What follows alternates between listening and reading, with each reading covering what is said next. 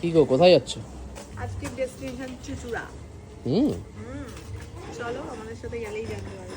সকাল সকাল কপতি মিলে নিজেদের রিচার্জ করে নিয়ে গাড়ির তেলটা ভরে নিয়ে কল্যাণী রোড হয়ে চলে যাচ্ছি আরেক জায়গায়, মানে ওই চুচুড়ায়। ওয়েদারটা গ্রীষ্ম বর্ষা না শীত কিছুতেই ধরতে পারবে না, আমার তো শীতকালই লাগছিল। যাই হোক, স্কুটি রাইড এনজয় করতে করতে পৌঁছেই গেলাম। দেখো কার বাড়ি, নৈরিত সরকার। আর তোর তোর ডগির নাম কি? এই ডগি চলে গেল। ডিস্কো ডিস্কো হ্যাঁ ডিস্কো।